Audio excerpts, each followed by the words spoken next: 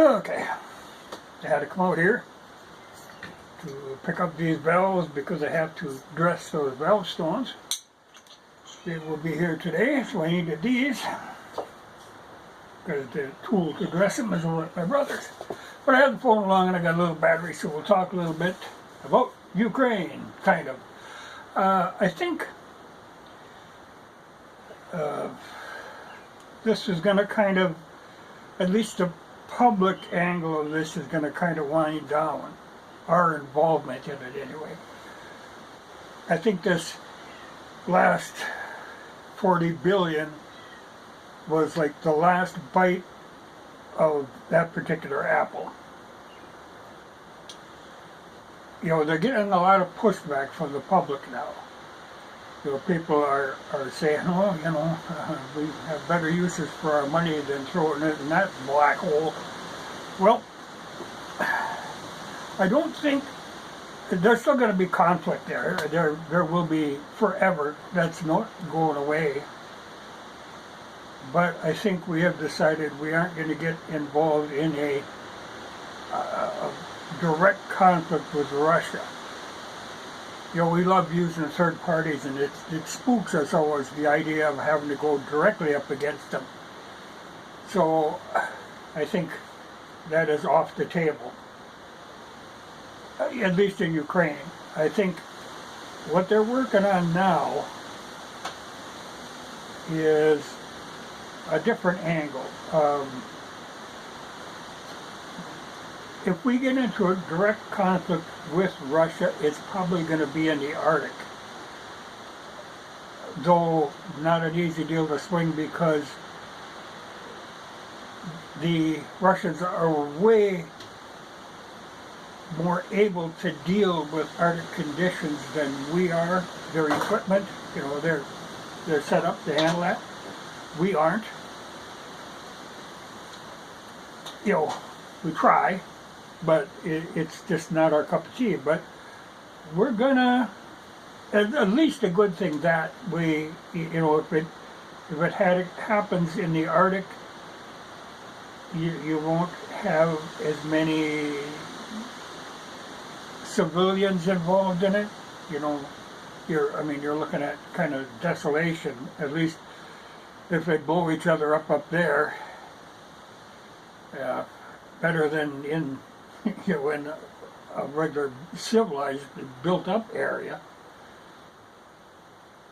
But that's very likely to happen. But that probably won't be as public of a war. You know, that'll be, a ship disappeared or a plane disappeared, or, you know. But we've been, you know, there's things up there that Russia wants and we want, and I think we're going to fight over them. Which is why we actually started, you know, we were going to start building up our base in Greenland at Sewell. So we just said, yeah, we're going to start really fortifying that place, you know, because that's our northernmost base. And we run into a little snag there. You know, we always think we can do whatever we want, anywhere we want, and you know, we have no. You know, originally that base was there as an early warning system, and it's kind of handy sometimes when they're flying like B-52s and stuff over to Europe. They can drop in there, but it's not supposed to be this big fortified place. And when all of a sudden we're going to start fortifying it and building it way up. And Denmark says, well, hold your horses. That's, you know, because Denmark actually controls Greenland, and they have treaties, you know, with that whole base deal has got to be run by them before they can start building that thing up. So I don't know how that's going to fly. We'll see. But we got an attitude that we can do whatever we want. But you know, Denmark isn't going for it. But like I say, I think the main public part of Ukraine, you know, people here have really lost interest in that. which is good. You should have never, you got everybody pumped up. They got to save democracy when there was no such thing. So we poured all these billions of dollars into what really is a big black hole. A lot of that money now, this last 40 billion, it's just going to disappear. Like Rand Paul was trying to get some sign that they would have accountability for this, but and the same with all the weapons that poured in there. Now, Europol, which is like the European Union version of Interpol, all of a sudden they're kind of freaking out, saying, "My God, what's going to become of all these weapons?" Well, I tell you, Ukrainians have been stashing a lot of this stuff away. A lot of it is just frittered away into the black market. They'll turn up where you don't want them to turn up, but they'll turn up. But then the Ukrainians, and we encourage this, we actually encourage that they should be stashing stuff away. So even after this war technically ends, that they can still continue these little guerrilla operations, we encourage them to do that. You can't hide like tanks and rocket launchers and all this stuff. Those stingers, I mean, they're going to haunt the world for a long time. All of them that we poured in there. The good thing is the Russians caught a lot of them. So they've got them. Well, they turned them over to the forces in the Donbass, but I'm sure the Ukrainians got a lot of them stashed away too. So civilian aviation is going to be under threat in Europe for a long time. But now they're concerned about it. Now Europol is thinking, oh my God, because just think of how many AKs and ammunition and explosives are stashed away. I thought it was funny. I think I mentioned it before. There was somebody who, somebody was looking out the window and they say, "Oh, there's some people burying something out back," So they call the cops. The cops come out. Well, they took the stuff away, but it was the Ukrainians who were burying this stuff. These people that reported it thought, "Oh, the Russians are hiding equipment." It wasn't the Russians. It was the Ukrainians for their guerrilla operations later. So I'm sure that stuff is stashed all over, and that's going to be hard to find. It's going to keep turning up. I'm sure a lot of this stuff, like I say, everybody, like the commanders and all this stuff, they know what's going down, and right now it is that everybody is in it for themselves. Kind of get what you can while you can. So there's going to be, black market is going to be full of that stuff. There are going to be bargains to be had. Going to end up all over the world. But in particular, Poland, Germany, France, they're going to have to live with this for a long time. Because that stuff is all over. Because how are you going to find that? I mean, it'll be buried in haystacks, and it's going to be tough trying to sort that all out. But I think, like I say, they're going to have to admit defeat finally in this thing.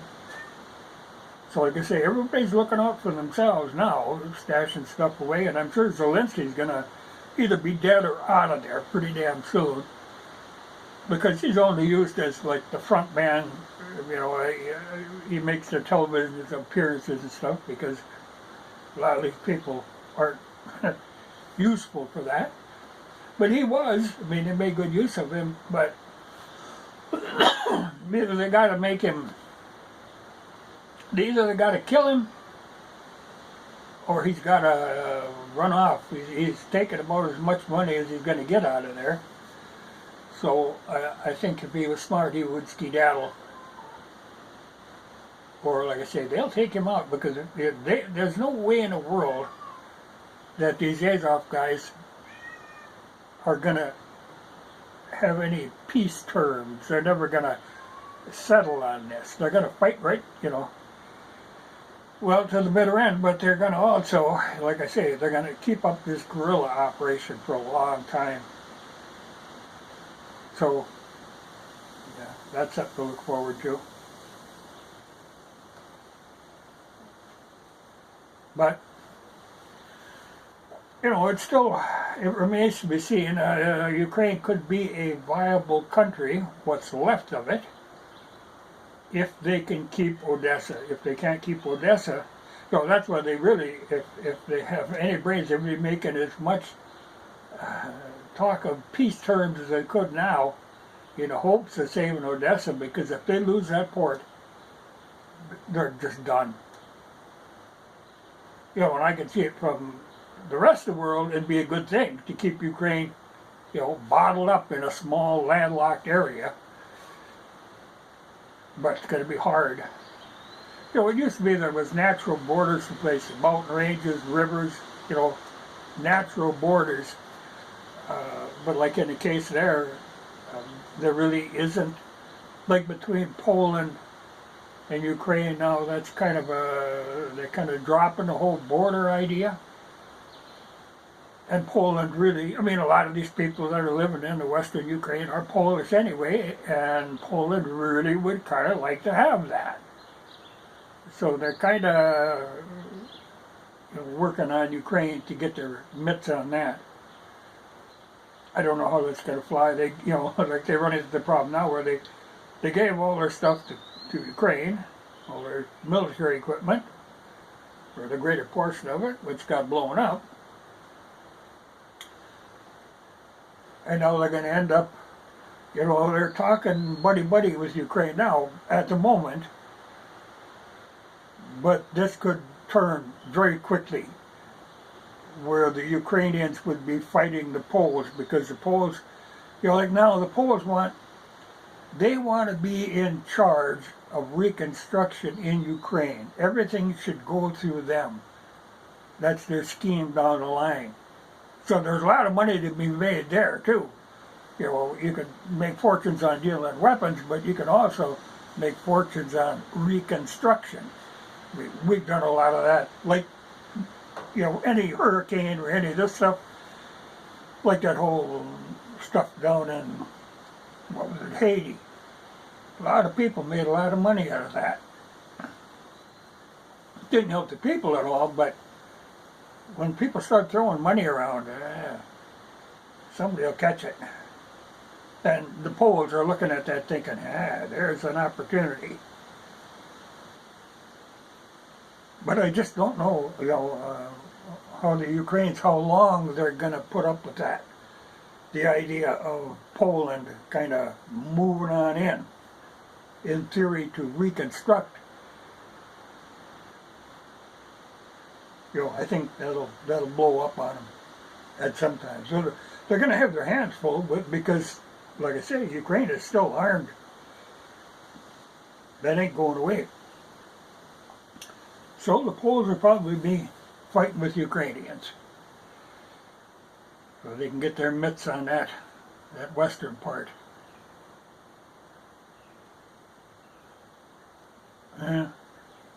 But like I say, I think it's winding down. People here, they look around and they think, my God, we got things here we should be concerned about. We don't have to be putting all that effort in a losing proposition over there. Though at the same time, we're still churning up this whole Taiwan thing. The military just, it's funny when you think back. Originally, this country was we were supposed to avoid, these overseas entanglements. Man, we can't resist. We got to be involved everywhere. We just love poking our nose in other people's business. But I think, like I say, if there's going to be a Ukraine, it's going to be a small, just pitiful shadow of itself.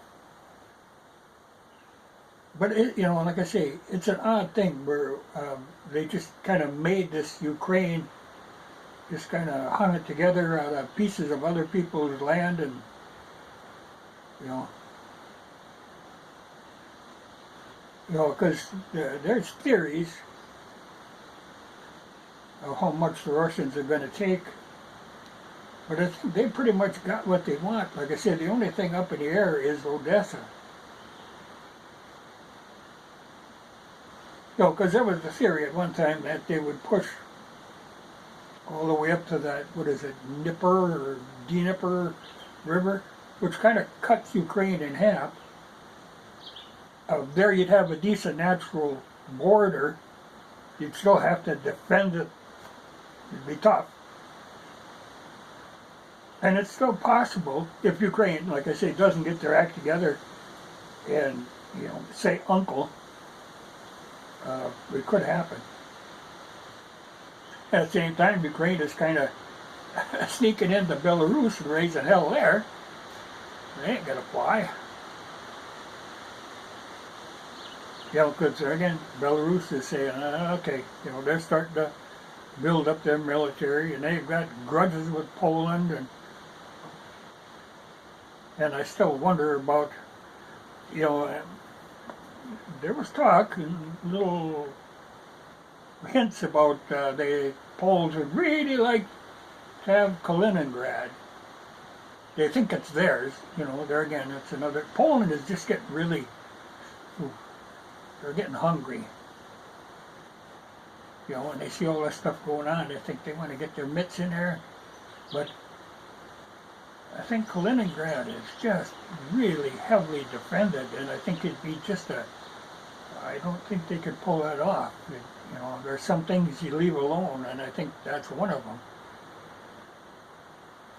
Though they would like to get their mitts on it. Because like I say, they think they have a right to it. And since it's not really it's Russian, but it's separated from Russia. It's its own little thing, They kind of think, but I think Russia would react. Like I say, Kaliningrad is heavily defended as it is, and Russia would react very harshly if that was messed with. I mean, that would be a sure way to get World War III going. Because we're pissing around up there, the Brits are pissing around up there, everybody's paying a lot of attention in that area anyway. And if anybody makes a move, things could go pretty badly.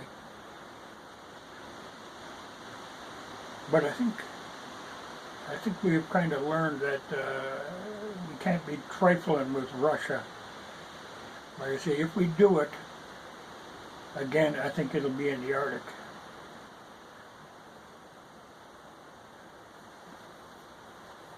But first we got to deal with the Chinese. We can't let that alone. We keep. God, there's a lot of people making a lot of money off our little interfering here and there.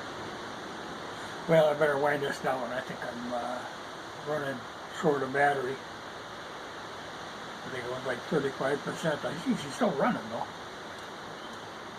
But I do tend to run on until this thing will record for like 32 minutes. Then, boom. So a lot of times I end up talking for 45. And the video cuts off in the middle of nowhere. But, well, we'll see. But I think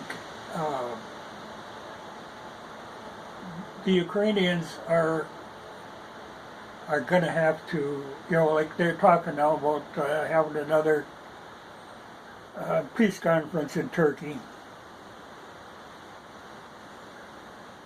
The first one that they had there, actually they thought they were making some progress until we found out that Zelensky was kind of, talking peace. We didn't want peace. Us and the Brits, man, you got to keep that going. So they had a little talk with him. But I think now, this crap they keep feeding us, this propaganda, isn't really paying off anymore. They got that 40 billion, but I think that's the end of that. You know, like they want more long-range missiles and stuff, and we're saying, no, no. So I think we're on the downslope of this. There'll be a whole lot of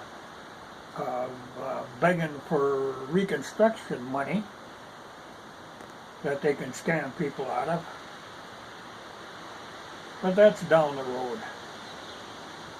You know, and the areas that Russia took, I mean, they're already doing reconstruction there. You know, and they ain't going to see a penny of money coming out of the West.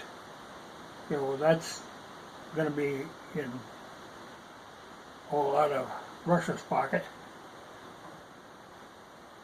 But they ain't afraid to do it. So they're going at it. But,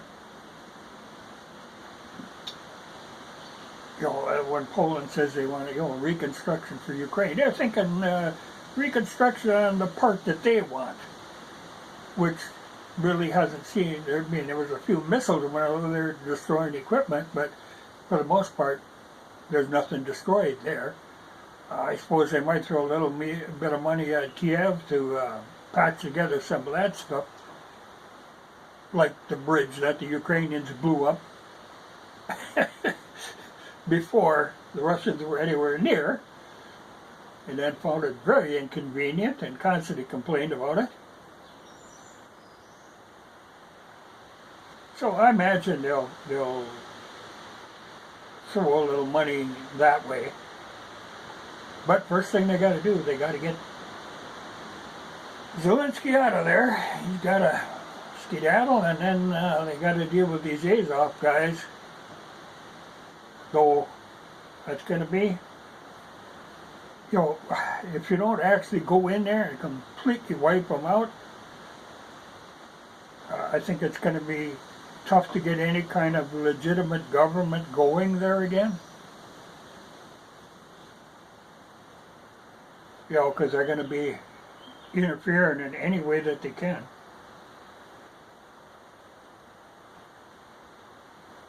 Yeah, that's a hell of a mess. But, you know, because like I say, now even anybody who opposed this Nazi regime they had going, they killed them off or threw them in jail. And, you know, where are you going to find people to go up against them now? You know, it's going to be a tough pull. Like I say, they got rid of them all to enforce their democracy. I shouldn't say they, I should say we, because that was our fiddling. But maybe somewhere down the road, a long time from now, they can try to get some semblance of a government back together again, but it's going to take a long time. That's too much went on, and there will be grudges that people are going to try to settle. But I think, like I say, the public here has turned, and even like in Germany and France, they're all kind of saying, well, that's enough of that. You know, it ain't getting them anywhere. And now they're going to have to deal with the blowback from that, all the weapons they put in Ukraine. That's going to be ugly for quite a while. You just think of all them stingers and stuff. The damage that any rogue bunch can do with that, oh, it's just... Even at the time they were saying, you know, man, there should be some way of accounting for this stuff, but there wasn't. They just dumped it in there. The stuff was floating all over. And the same with the small arms. I mean, it's...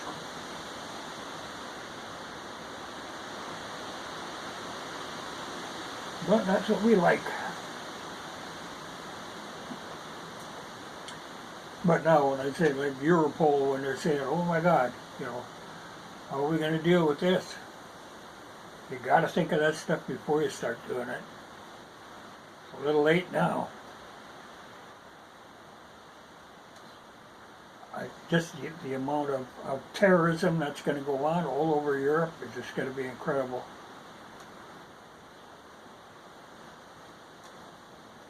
But still, like I say, Poland, they're getting wild. They wanna go at somebody. They wanna make use of this opportunity. If only they could get equipment, with all the stuff that was supposed to be replaced, their planes and all the stuff that they gave to Ukraine, tanks, and now Germany is in the midst of really building up their arms. That's never a good sign. So they don't have time to be making stuff for Poland. So Poland is squawking.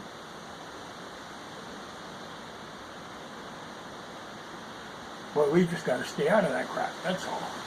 We got no business over there. Of course, we have no business in Taiwan. That ain't stopping us from starting to stir up something there. But I think we got our feelings hurt in this Ukrainian. I don't know what they thought they were going to do, what was going to be accomplished. I mean, the most, we thought we could, peck away at Russia a little bit through Ukraine. And I think we got surprised. They keep saying, Russia is weak. Ukraine can take them. Kept trying to sit past that nonsense off that people are supposed to believe that. Russia is very resilient. You look at, they're doing fine. Russia will always be fine. The ruble is fine, whereas our dollar is going down the toilet. Things, I notice it. It's like something that used to cost like $7 is now really getting close to 10. It's that kind of thing. And I do see empty shelves here. And when I watch, I watch some channels out of Russia, and they say, yeah, the prices on some things have went up, but their shelves are full. I guess you can't get like McDonald's and you can't get Starbucks. Huh, whoopee deal, I wouldn't miss them here. It's the luxury goods that are disappearing, but the vast majority of Russians aren't dealing with luxury goods. The value of the ruble. So it's funny, like if you look at their food prices, they're pretty reasonable. They're much cheaper than what we have. But, of course, their incomes are quite a lot lower. But, value-wise, it still works out pretty well. Actually, Russia and Ukraine were both some of the cheapest places in the world to live if you didn't make your money there. If you could make your money someplace else, the cost of living in both Ukraine and Russia was very low. So you have all these, that's where all these wealthy people that were in Ukraine and are in Russia, where their money isn't coming from there, but they live there because it's cheap.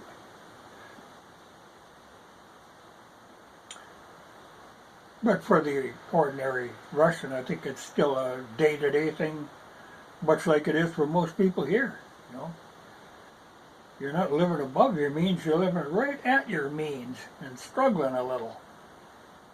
But, like I say, Russians know how to struggle. We haven't had to struggle that much here. I think we're going to learn how to struggle. But probably a good thing.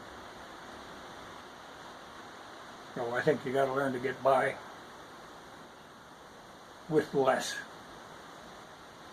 I don't see it, though. I don't see it.